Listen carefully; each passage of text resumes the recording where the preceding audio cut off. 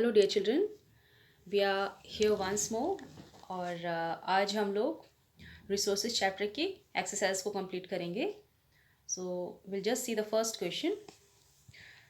Why are resources distributed unequally over the earth. ठीक है, तो इस क्वेश्चन का मतलब है कि जो हमारे रिसोर्सेस हैं वो पृथ्वी पर बराबर तरीके से क्यों नहीं बटे हुए हैं। ऐसा क्यों है कि हमको आयरन ओर हर जगह क्यों नहीं मिलता है, क्यों हम लोगों को गोल्ड हर जगह नहीं मिलता है। ऐसी क्या बात है, कहीं पानी कम है कहीं ज़्यादा है। ठीक है, और ऐसी क्या बात है कि कुछ जगह रेगिस्तान है, कि वहाँ पे पेड़ कम है, और कहीं पे इस प्रकार से ह्यूमिड है। तो ये क्या बात है कि संसाधन जो हैं हमारे अलग अलग तरीके से बटे हुए हैं, अनइक्वल हैं। तो हम इसका आंसर देखेंगे। Resources are distributed unequally over the earth because of physical factors like terrain, climate and altitude. Okay, तो आप इस आंसर को इस तरीके से लिखेंगे। Resources are distributed unequally over the earth because the physical factors like terrain, climate and altitude are different all over the earth. ठीक है, ये इसलिए बराबर संख्या में नहीं बटे हैं पूरी पृथ्वी पे, क्योंकि जो क्षेत्र है, जो भौगोलिक स्थितियाँ हैं हमारी, जिस प्रकार से मौसम है, ऊंचाई है, मैदान है, जिस प्रकार का उसका जोग्राफिकल फीचर्स है, वो सब अलग अलग है। कहीं भी ये चीज़ें एक जैसी नहीं हैं, सब तरफ अलग हैं। तो इसी प्रकार संसाधन सब जगह अलग तरीके से मिलते हैं, कहीं कम और ज़्यादा। ओके, अब हम सेकेंड क्वेश्चन देखते हैं। What is resource conservation. ये मैंने आपको समझाया था कि संसाधनों को बचाना, इसका क्या अर्थ होता है। हाँ, कंजर्व करना, उसको बचा के रखना। Using resources carefully and giving them time to get renewed is called resource conservation. संसाधनों को बहुत सोच समझ के केयरफुली उनको यूज़ करना और उनको इतना समय देना कि वो दोबारा अपने आप को रिप्लेनिश कर सके, उसको हम लोग कहते हैं resource conservation. Let us see the question number 3। Why are human resources important. ये जो मानव संसाधन होता है वो क्यों इतना ज़रूरी है। Human resources are important because they can make best use of nature to create more resources with their knowledge, skill and technology. तो ह्यूमन रिसोर्स हमारे लिए इसलिए इतना ज़रूरी है क्योंकि ये प्रकृति का उपयोग क्यों करता है, और भी अच्छी चीज़ें बनाने के लिए। ठीक है, और बेहतर बनाता है। और वो किस प्रकार से बेहतर बनाता है, अपनी नॉलेज को, स्किल को और टेक्नोलॉजी को इस्तेमाल करके। Late us see the question number 4 now. What is sustainable development. Sustainable development का मतलब क्या होता है, वह विकास जिसको हमको बना के रखना है। ओके, जो हमें बनाए रखना है उसको हम लोग कहते हैं सस्टेनेबल, मानी सस्टेन करना, बना के रखना।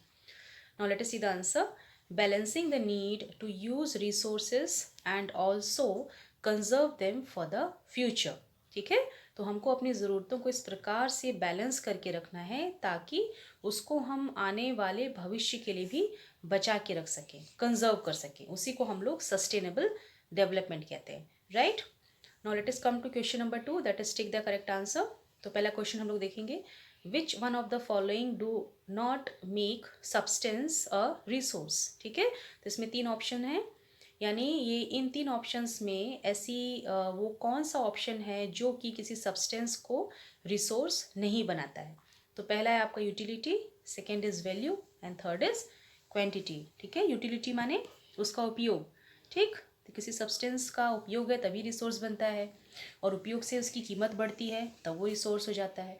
अब उसकी मात्रा, ठीक है, तो मात्रा से कोई भी सब्सटेंस रिसोर्स नहीं बनता है, तो यहाँ पे हम सी ऑप्शन पे टिक करेंगे, वो आपका आंसर है। Now question number 2, which one of the following is a human resource.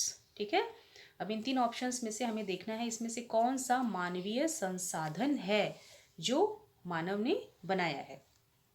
First one is medicines to treat cancer, second is spring water and third is tropical forest। ठीक है, तो पहला आप देख सकते हैं वो दवाइयाँ जिससे कि कैंसर का इलाज होता है, और दूसरा आपका पानी, ठीक है, spring water, and third is your tropical forest. ठीक, तो आपको जो जंगल हैं, पानी है, ये तो हमारे प्राकृतिक संसाधन में आ गए, अब कैंसर की दवा किसने बनाई?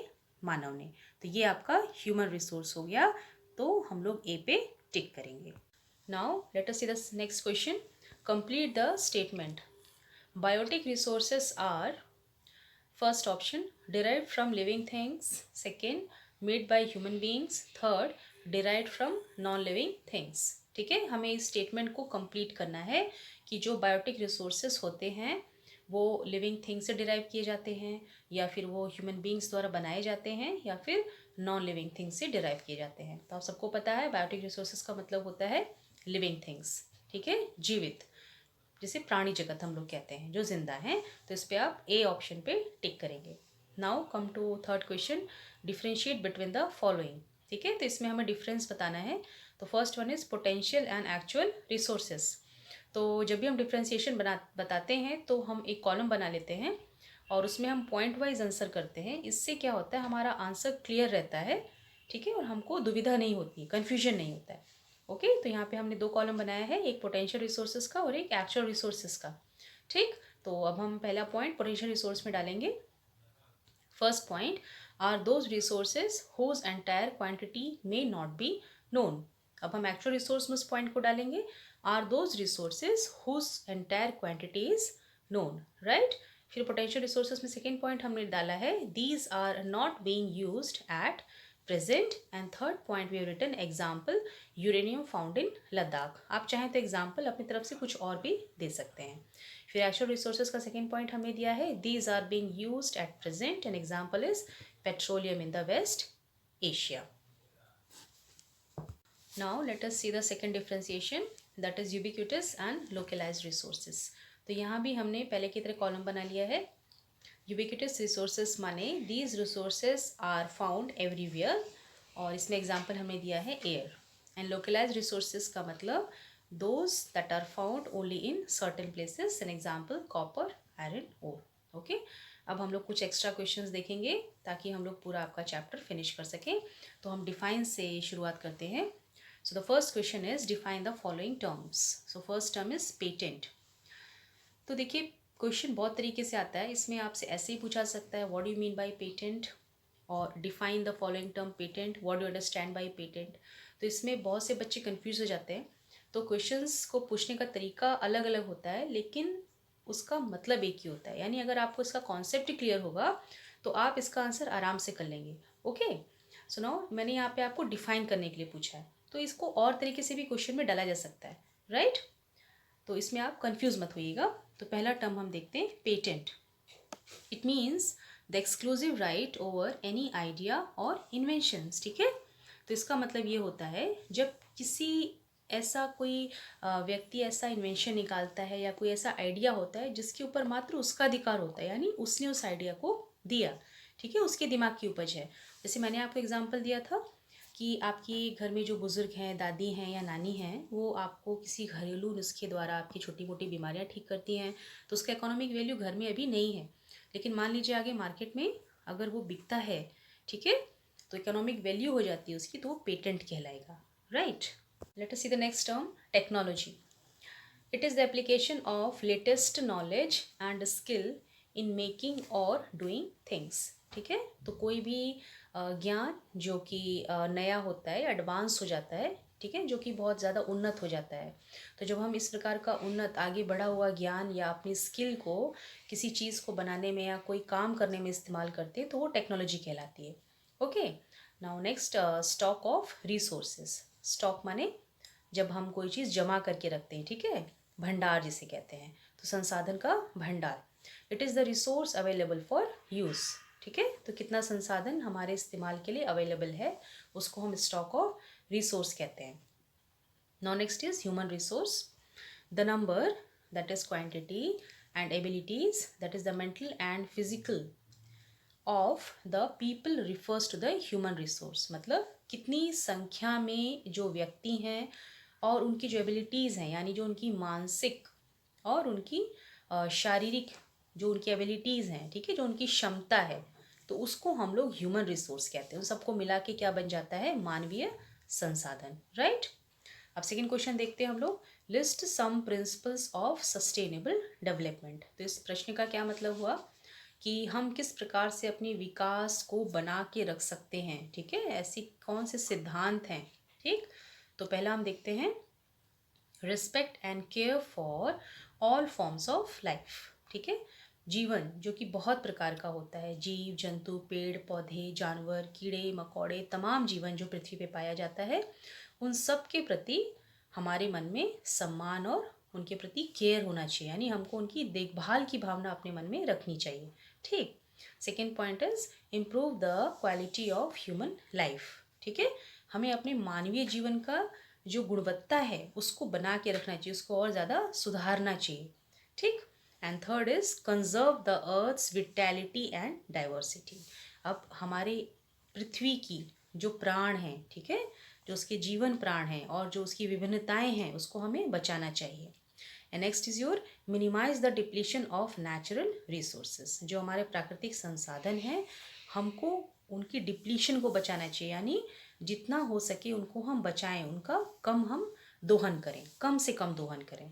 Now next is your enable all communities to change personal attitude and practices towards the environment and to care for their own environment। ठीक है, तो जितनी भी कम्युनिटीज़ हैं, जितने भी समुदाय हैं, मानवीय समुदाय, उनको जो अपना बिहेवियर होता है, अपना जो व्यवहार होता है, जो आदतें होती हैं पर्यावरण की तरफ, उनको बदलना चाहिए, सुधारना चाहिए। ठीक है, जैसे कि हम ज़्यादा जंगल ना काटें, पशु पक्षियों का शिकार ना करें। ठीक है, इनको बचाएं, पानी ना वेस्ट करें, मृदा का अपरदन ना करें, उसमें हम गंदगी ना फैलाएं, पोल्यूशन ना फैलाएं। ठीक है, इसको कहते हैं कि अपना व्यवहार बदलना, अपना एटीट्यूड बदलना।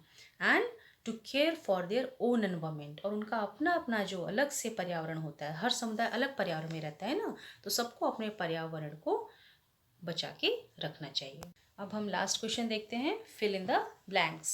ठीक है, तो पहला है dash makes an object resource. ठीक है, ऐसी कौन सी चीज़ है जो किसी वस्तु को संसाधन बनाती है, इट इज़ इट्स यूटिलिटी, उसकी यूजेबिलिटी। ठीक, next is dash means worth, तो उसका आंसर होगा value. Now dash and dash are two important factors that can change substance into resources. ठीक है, तो ऐसे कौन से दो इम्पॉर्टेंट फैक्टर हैं जो कि किसी भी वस्तु को संसाधन में परिवर्तित करते हैं, एक आपका समय और दूसरी आपकी टेक्नोलॉजी। राइट, अब हम नेक्स्ट देखते हैं renewable, that is the dash option. ठीक है, इसमें डैश रिसोर्सेज गेट रिन्यूड और रिप्लेनिश्ड क्विकली। ठीक, तो इसमें आएगा आपका रिन्यूएबल रिसोर्सेज, यानी ऐसे संसाधन जो कि बहुत जल्दी अपने आप को दोबारा रिप्लेनिश कर लेते हैं, यानी हम उनको दोबारा इस्तेमाल कर सकते हैं। Next is your dash resources once exhausted may take thousands of years to be renewed और रिप्लेनिश्ड। ठीक, तो इसमें आएगा आपका नॉन रिन्यूएबल रिसोर्सेज, ऐसे संसाधन एक बार अगर ख़त्म हो गए तो इनके बनने में हज़ारों साल का वक्त लग सकता है। And the last one is resources on the base of their origin can be categorized into dash and dash।